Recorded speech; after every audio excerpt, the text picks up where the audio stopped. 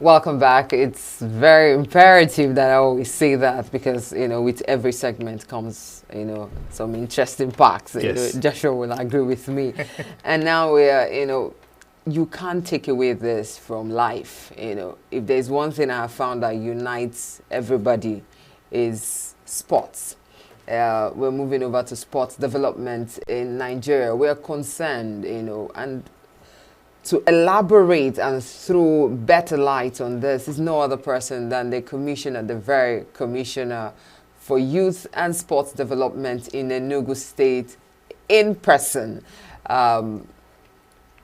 Honorable Lloyd Ikechukwu Ekweremadu. You're welcome. Thank you.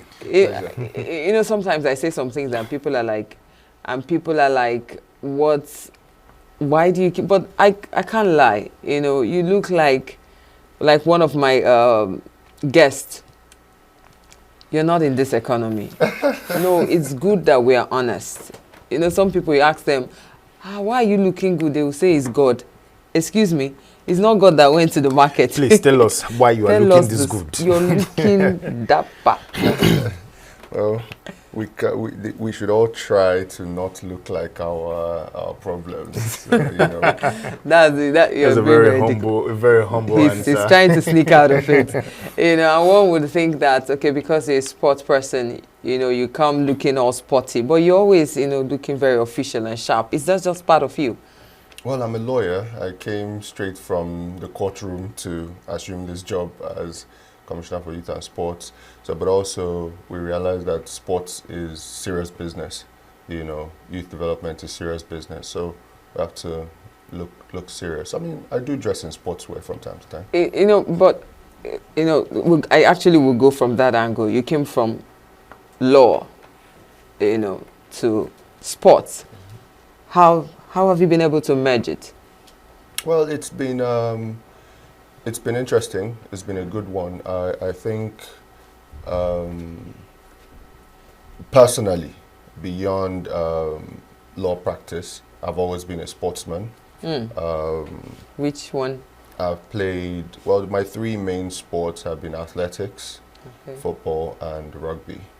So I played athletics throughout the entire time of playing on the other two sports. That's my primary sports. I was a 100-meter, 200-meter sprinter.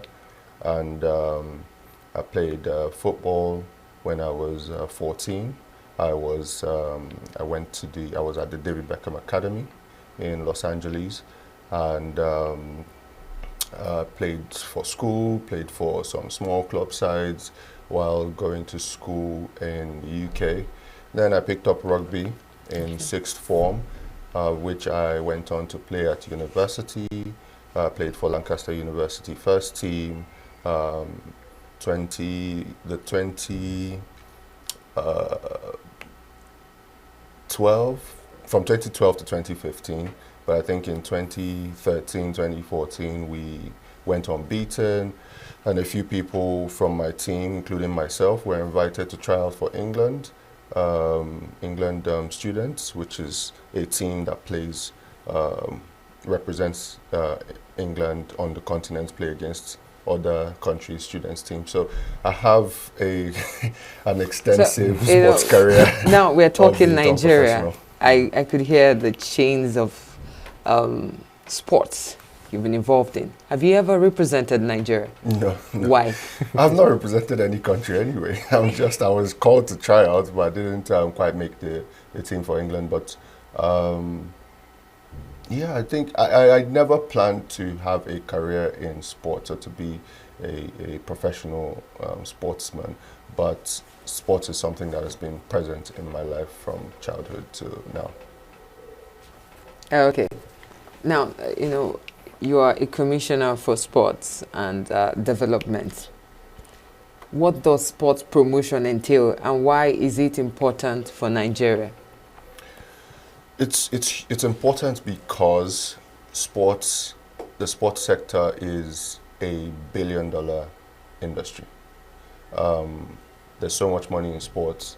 It's a huge economy built around sports. So it's very important in Nigeria as we talk about diversification of our economy. into various things, we must also consider sports, because in my opinion, it's a place where we have quite huge comparative advantage in terms of the talent, the raw talent that we have in the sporting industry, which we could leverage on to build a thriving sports economy. So it's very important. But do you think that the government has been giving enough attention to youth and sports development? Well, I can speak about what's going on in Enugu State here, where His Excellency Dr. Peter Ndubuisi is giving adequate attention and commitment to sports development. Can you give us like visible plans or examples of what he has done? Okay, yeah, well, to start with, for the first time, we have a sports policy that is guiding what we're doing. Of course, the sports policy for the government of Dr. Peter Ndubuisi is an adoption and then adaptation of the national sports industry policy, and that's what we are operating. So it speaks to a clear vision of what we want to achieve in the sporting sector, one of which is looking at sports as a business, looking at sports as catalyst for economic development in the state, looking at all the various ways in terms of sports tourism and the like, through which sports can be developed in the state, and then of course human capacity development in terms of coaches and referees training, down to athletes development themselves, and then exploring new areas such as sports science and analytics. So these are all the things contained in this policy. But then on ground, what we've been able to do so far is His Excellency has committed quite a lot of resources to sports, which of course our flagship being Rangers has just delivered on huge returns on the investments made in the team by winning the MPFL. As far as grassroots sports, which is very key to His Excellency as far as his manifesto, we've been doing quite a number of things around that area in terms of the school sports particularly. We had the Governor Peter Mbah's 2023 Secondary School Cup, which 48 schools across the state participated in, and the Ihe Boys Secondary School in Ogu won.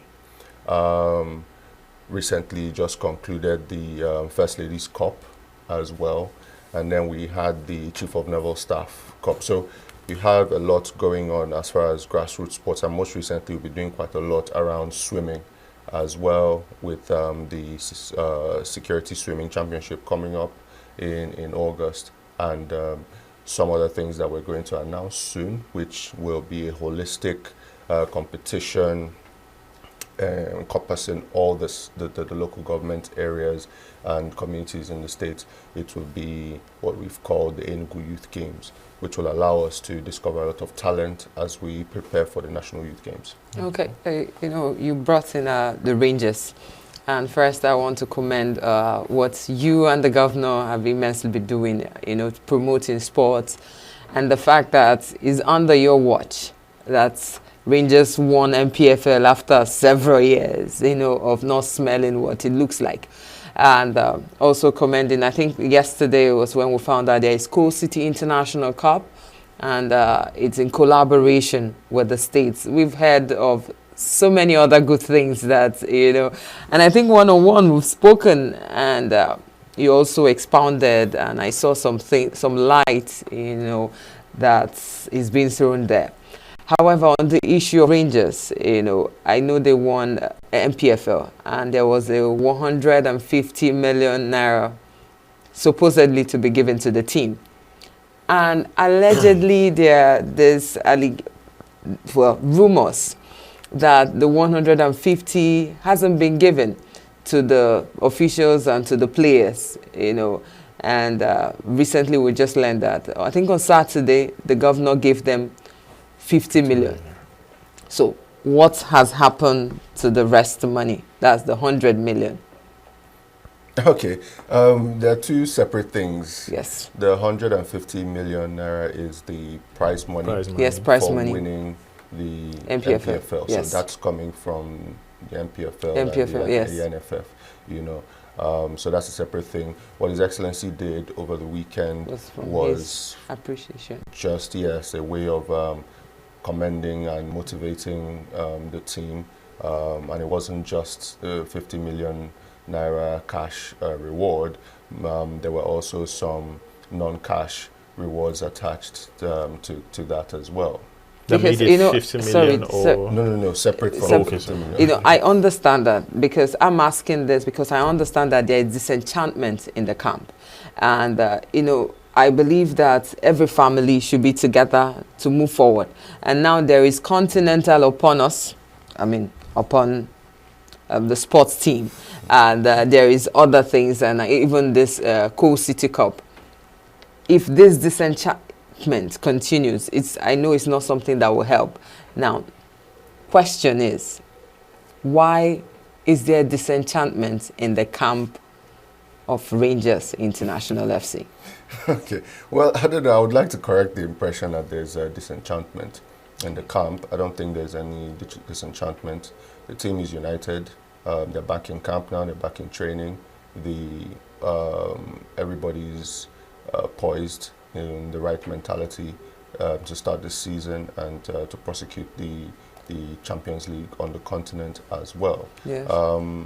Things have been done very transparently at Rangers this past season, which is why we've been able to win leagues. One of the reasons that has contributed to our success in winning the league, because the players have been well motivated. Yes. Funds and other things allotted or allocated to players have gotten to those players, and so morale has been high, which is what got us this far, and nothing has changed about that. Yeah, okay, so just to clarify, we know at the end of every season players leave and players are being signed. So have you lost any players? Have you signed any new ones? Yes, we've signed, Rangers have signed a couple of new players as well. Of course, we needed to shore up in some areas. Just like the technical advice, I would always say, Fidelis Ilechukwu and the general manager, Amobi Ezako, as well, would always say, we are in a rebuilding phase. You know, don't forget that just the season before, we finished 14th. We're fighting relegation. And so the attitude was always that we are in a rebuilding phase. But because of that never die spirit, we found ourselves winning the MPFL. So, but the fact that we are in a rebuilding phase, it still remains in the general culture of what we are doing right now. And so, yes, new players are coming in, and I'm sure we will likely sell some. However, we've had rumors of players leaving Rangers. How true is this? Well, teams have shown interest in some of our players. And so if it's a matter of contract, if your contract is up and you're essentially a free agent, then of course, you know, that's a discussion to be had. If there are still years on your contract, again, that's still discussions to be had. Again, remember I said sports is business. We need to begin to look at it as business. So if there's money to be made from selling players, we'll do that, and gives us the opportunity to buy new players, buy better players. We're looking outside of Nigeria for, you know, sort of talent we may need to acquire for the continental competition. We have it on good authority because, you know, I spoke of disenchantment in the camp, and we have it on good authority that some players are disgruntled. You know, it's not just leaving, that the way the 150 million is being managed or used, or them not even having it, is part of it. And also the fact that officials, when they make official trips, they pay for their flight ticket with their money. That's one. So if players are leaving disgruntled, not because they are signed to another club, what could that mean? Okay, well, I don't think there are various reasons why a player can be or could be disgruntled, Yes. but certainly not any of the issues you've alluded to. Like I said, there's been a lot of transparency in the way the club is being run. So the 150 million How has it been That 150 disbursed? million is not necessarily for disbursement to the players. That 150 million is money we're using to buy new players, prepare for the next season, and things of that nature. As part of your players' contract, all through the season, you have winning bonuses. So for every match you win, you get bonuses on top of your regular wages, which you get paid, right? So even up to the last match of the season, there are winning bonuses. So that 150 million is to the club, for the purpose, the idea, like I said, we're in a rebuilding phase. So if you're rebuilding, how can you then just get 150 million and begin to share it? At least, even though you're not going to share, this is just me, because I feel like they feel that they are not being appreciated for what it's being given, or about the money. They don't have clarity. So what's your take on this? How, you said it's not necessarily for them, but they won the NFL. They won the league. So don't you think that they should get from it as well? Which is why our governor rightly appreciated them with the sum of 50 million naira cash and other non-cash rewards, which the governor is yet to announce. I know it's what it is, but the governor hasn't announced it yet, so I'm not able to disclose that. But these are worth even more than the 50 million naira. Okay, because, you said because it's seeming like a case of monkey they work.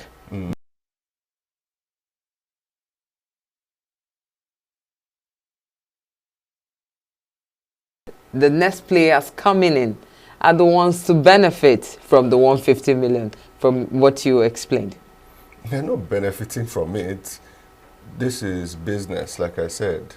So, and that 150 million is not even enough for the sort of engagements we're having on the player market. Trying to show up these things. We still have to even sell players.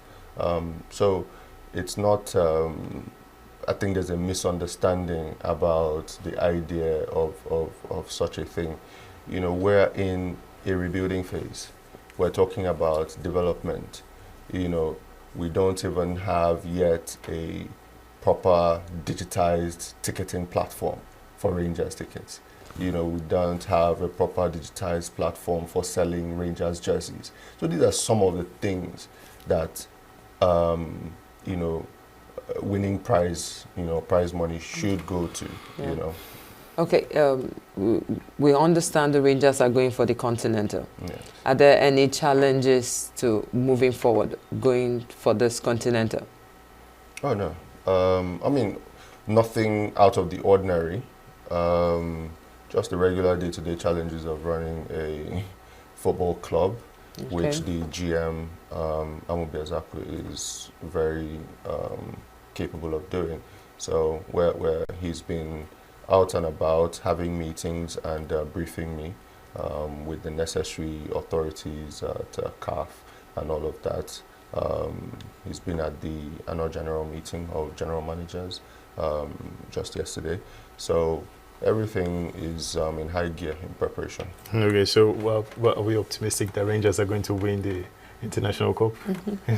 That's embedded in the never die spirit of the club. We are not going there as spectators. We're going there to compete, and compete we will. Okay, so we're talking about sport development in Nigeria and narrowing it also down to Enugu, which is where you govern. What are the main challenges facing sport development? I think the main challenge would be perhaps financial. Sports development is expensive. Requires a lot of finances, a lot of resources to develop it.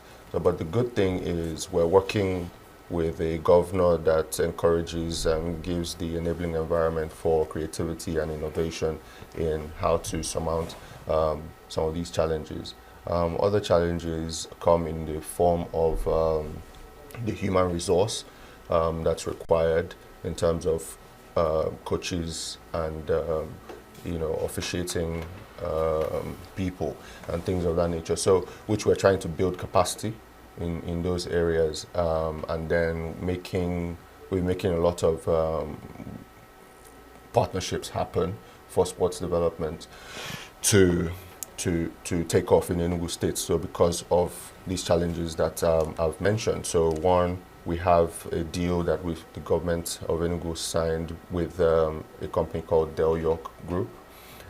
This is for the establishment of a film and sports city, which will help us develop the sort of technical capacity along with the athletes that we intend to develop. Of course, you've seen partnerships like that with Zenith Bank for the marathon earlier in May, and the list goes on and on. So we have this idea of private partnership being the solution to the problems we have. Okay, so how important is grassroots development for sport promotion in Nigeria? It's very important. I mean, how else will you discover the talents that you want to develop if you don't create a sustainable grassroots sports platform?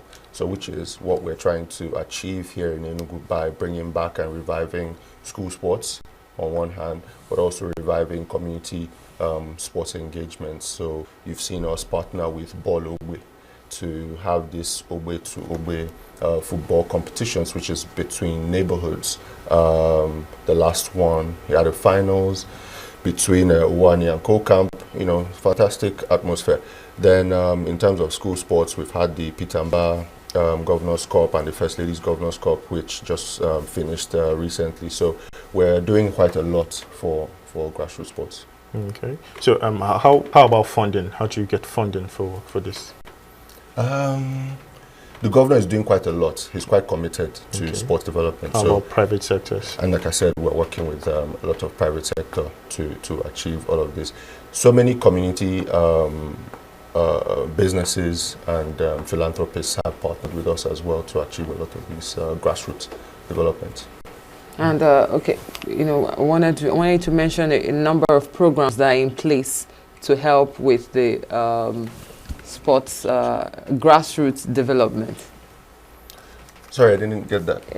I wanted you to mention a number of programs that are already set in place. I know you mentioned Ball Ogbe, a number of programs that are set in place for grassroots, for sports development, knowing that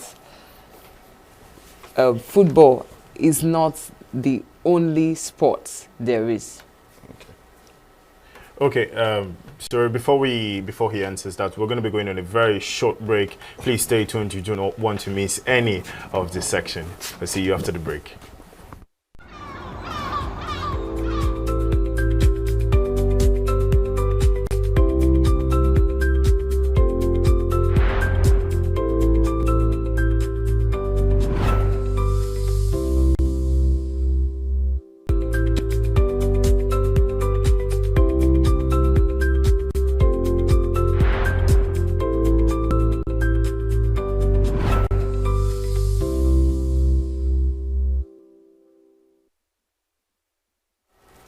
You're welcome back from that break. We have a very delectable person who has been, really throwing, someone would say we've been throwing plenty lights. One day this studio might catch fire. However, it's part of what we do here. We just expound and make you understand better what our society is about. We were talking to the Honorable Commissioner for Youth, Sports and Youth Development, the person of Honorable Lloyd Ikechukwu Ekweremadu. Thank you. Thank you, sir. We're glad having you. We're about to disclose to us the programs that's been set in place by the state government in encouraging grassroots sport development. Yes. The idea is to work with stakeholders across the various local government areas and communities even to get them on board with what we're trying to do, because this will allow us to reach and discover talent even at the rural in the rural parts of the state, as well as in the urban. So we, for example, have an Enugu Youth Games coming up soon, okay, which will be statewide, encompassing athletes and coaches from various parts of the state. This is actually a reaction to some of the things we found to be plaguing the sector when we came on board, which was that our performance at some national competitions were suboptimal. And so in reflection, we realized that some of the problems were because there hadn't been a transparent method of identifying or discovering talent. So some of the people that were representing us weren't necessarily our best. So what we are doing now is putting up this very open competition to draw in as much talent, as many people as possible to come, and then allow us to openly select our best. But something I'm most excited about is that it is an executive bill which His Excellency directed us to prepare and was sent to the House of Assembly, was passed, and has been signed into law, which is the Sports Development Fund law. So the idea behind this law is that it's going to support grassroots sports development as well as elite sports development in the States, and then also create some rewards and recognition mechanisms for sportsmen and women who make us proud, which is one segment of the non-cash reward I was talking about, which the governor has promised to Rangers. So this is something that is part of this new law that we've just had signed into law, and it will support grassroots development greatly. Okay, so to quickly ask, how about the sustainability plan of this? Remember the time where the academicals were on, where there was a primary school and secondary school competition, but what's the sustainability plan? Yeah, so the sustainability plan lies in the institutionalization of these programs. So now they are being set up and organized in the way that we will become tied to private entities who are serious about what they're doing, and we can't really come out of it without making a mess of the whole thing. So the idea is to, even when we leave, have these programs continue. So, but that lies in the organization and in the structure that we are using. So we're leaving a structure that is, that can be replicated times over. Okay. And coming to the Coal City International Cup, the competition, how do you want to recreate this again after this competition? How do you want to make this a norm so that it brings about not just development to the country and to the state, recognition as well, and investors as well? How do you want to keep recreating this? What's the sustainability plan for that as well? Again, the sustainability plan in it lies, one, in the partnerships that are built for this purpose. I think one is that this Coal City International Cup is a privately driven initiative. The people behind it, this is what they do. And so we're working with the right people to ensure that this thing is an annual thing, just like the Emirates Preseason Cup, that it's modeled after. So this Coal City Preseason tournament is one that is designed to give participating teams, the chance to get ready ahead of their season. So it's one, and then there's a lot of reward in it for the teams as well. So that incentivizes the continuity of it. So and there's so many private partners involved in this. It's quite a huge undertaking. Okay, I want to ask, okay, but before then, just a quick one then, we'll just move. You mentioned it again about what the governor wants to do, that is even more what the players. The reward he's about to reward, is it for the new players now or for the ones that play the MPFL? For the ones that won us the MPFL. Okay, so moving forward, beyond, there is a spotlight on football. And football is not the only sports. I think we've actually talked about it a bit before. There is volleyball, there is badminton. There's basketball. There's basketball. Is attention or this kind of spotlight that is being pointed, or the light that is being beamed on football? Is there a program or project projected towards also beaming light on these other sports? Because you're the sports commissioner for sports, not the commissioner for football. So is there light proposed or in plan already to be beamed at these other sports? Absolutely. More than any time, before, we're doing just that.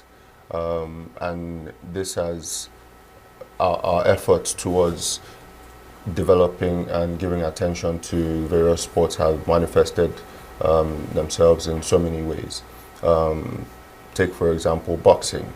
Enugu State won the Southeast Zonal Championship in December, because we gave a lot of attention to boxing development in the state, and that has paid off. We had a girls under 18s basketball team, again, that won the Southeast and South-South Zonal Championship and went on to the finals in Lagos because we supported them, the government supported them. We've had we recorded the same successes in karate, in handball just recently in Umuahia. A team from Enugu did fantastically well, winning the Southeast Zonal Championship in handball. So, and all these things have come by virtue of His Excellency's approvals for finances to be committed to supporting these various teams in these various sports, and they're doing well. We're getting returns on investment. So, absolutely, we are shining a light on the various sports. For the first time, in Enugu, I inaugurated the Enugu State Swimming Association. We never had any water sport association before, and now this swimming association is doing wonders. In August, you'll be having the Security Swimming Championship, here in Enugu, and the Realtor Swimming Championship. So, they're up and running, and the idea is to discover new talents in that sport as well. Okay. I noticed you did not mention basketball and volleyball. In particular, I love volleyball, so please, I would like to know plans for... No, I mentioned basketball. Okay. I said the under-18s girls basketball team won the Southeast and South-South I thought it was for handball. Championship. Okay. Handball just happened recently. The basketball girls did that in December, I believe, of last year, or January this year. I'm not sure. And so we're definitely giving support to various sports. But there's more coming. Let's take basketball, for example. You have, and all the sports generally, one of the challenges that I forgot to mention earlier when asked about challenges is the sort of deficiency in facilities that we met on ground. And so there's now concerted efforts to develop these facilities. Just at the Executive Council, just 2 weeks ago, two weeks ago, the Executive Council of Enugu State approved works to be done for the refurbishment and indeed development of about 4 parks across the state, across the city, from Ngwo Park to Eze Park, and a couple other parks. Now, in the design plan that was shown to the Executive Council, these included basketball courts at each of these parks, 5-a-side football pitches, and even Olympic-sized swimming pools. So what that's going to do is to give us the latitude to expand on our investment in a sport like basketball. So I don't want to say Nigerian alone. Africa is known to lose its best to other countries. You understand what I mean? You have the likes of Bukayo Saka playing for England, Olise Michael playing for another country. We have Rudiger. We have someone from Ghana playing for another country. Are there plans set in place so that Enugu would not lose their indigenes playing for other states? You know, because, yes, are there plans set in place? Actually, let me just ask it that way.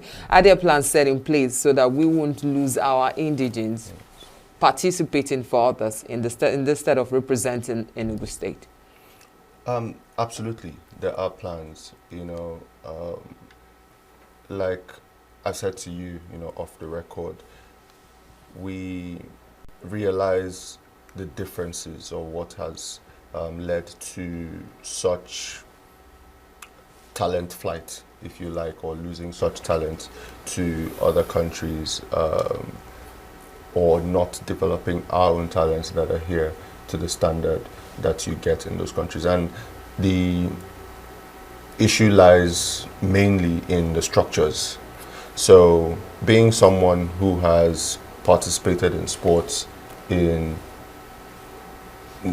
the Western countries, if you like, whatever that means, you realize that there is a system in place from when you're 7 years old to 15 to 18 to 21 to your senior team.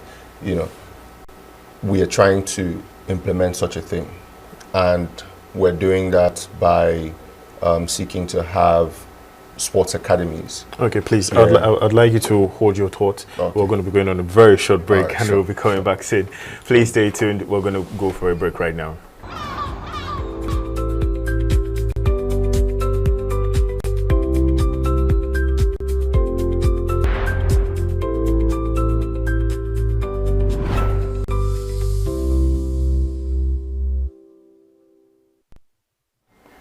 Welcome back from that short break. We're going to be going straight to our correspondent in the government house, Chinemerem, as she gives us updates about the meeting of the 13 PDP governors of the country.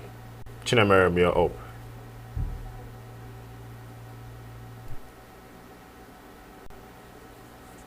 Hello. Okay, so we have a display of the governors we expect to see. We have Doi Diri, the governor of Bayelsa State. We have Amedu Umaru. Okay, Chinemerem will explain better. Chinemerem, you're on. Okay, can you hear me? Yes, we can hear you. Okay, we are in government now. We are expecting some governors have already arrived, and we are expecting more governors to arrive. And this is actually the Enugu State Governors Forum that is taking place in Government House in Enugu. We are expecting the whole lot in this forum. We are yet to be addressed regarding what the forum is all about. We believe that the forum will be addressing salient issues, key issues affecting the PDP party. And this is the PDP Governors Forum. The 13 governors are actually gradually arriving, and we're expecting them to address us on what information the reason of their visits. Some Chinemerem, organizers. can you hear us? Yeah. Yes, Can you I please can. show us around what is currently happening at the government house? Okay, I will gladly do that. Currently, we Thank are you. still waiting people to for governors, PDP governors to actually come here. It's kind of a bit scanty now because we have had the arrival of few governors. We are still waiting for more governors to come. So currently, this is government house, Lion Building, and the meeting is said to take place in the executive governors' chambers. We are still expecting a lot of governors, PDP governors arrivals, and we are yet to get that. It's 13 PDP governors. Few governors have already arrived. Some are yet to arrive. But like I was saying, Chinemerem, can you hear me? I can. Can you please give us a number of governors that has arrived currently? Okay, currently 11 governors have arrived. Then two stops. So to make it 13 governors that have arrived. And we're expecting them to arrive any moment from now.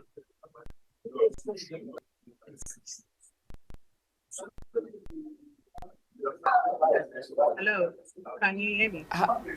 With their names, how many governors are we still expecting with their names? We are expecting the Osun State governor. We are expecting the Osun State governor. He's the one that is yet to arrive. Hello, can you hear me? I'm actually standing where we have display. And here we have almost all the governors here have arrived. Just with governor and the to arrive. Okay, Chinemerem, we can see governor, the people you've shown us, with the governor of Adamawa State. We have Bayelsa State, Duri, and Simin Fubara, who we saw earlier. Now we're asking, what do you think they want to talk about? Okay, judging from what my speculations on the organizers of this event, judging from what I understood from the organizers of the event, the PDP governors will use obviously anchor on the issues concerning the party. We've had issues, cases like the defection from the party, the defection of party leaders from the party, most especially the one currently happening in Imo State and Abia State. We also have the defection of the former Senate president from PDP to the APC. So these issues are going to and likely going to. Thank you so much, Chinemerem.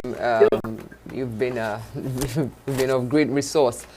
We appreciate your take on that. We hope that whatever it is they're having to do, whatever meeting turns out well, and we wish them the best. So we'll be returning to you from time to time today, whether during the news or other programs. Thank you very much. Thank you very much. Okay, that was Chinemerem, our correspondent from the Government House of Enugu State, Chinemerem Ikebunem. Now we're returning to the Honorable Commissioner Lloyd Ekweremadu. And, yes, I wanted to ask, in fact, I'm asking you two questions. One is, what's the future of sports in Enugu State? What's the future of sports in Enugu State? The future of sports in Enugu State is a bright future. Okay. The future of sports in Enugu State is indeed here with us, as the governor would say tomorrow, it is here. Is one in which we have a structured system that can develop young athletes from the youth up to elite and professional levels. It's one where the sports sector contributes significantly to the GDP of the state and to revenue of government. It's one where the sports business is attractive to investors from all across the country and indeed all across the world. So that's what we envision for sports in Enugu State. Okay, well, I have a very last question, because you've been amazing, and it will be, I think I would sue myself personally if I don't show this concern, and I appreciate your person. I know it took you a whole lot to be here, and for your office, we do appreciate. But out of care, from us, I want you to just let us into something a bit more private. That's about you. Please let us into your life, the challenging part of your life, the issue of your parents and how they are doing, and how you, because I know you're a family man now, even though you look young, ladies stay off. That man is taken. He's married. Thank you very much. So, and how your family is coping with all of this.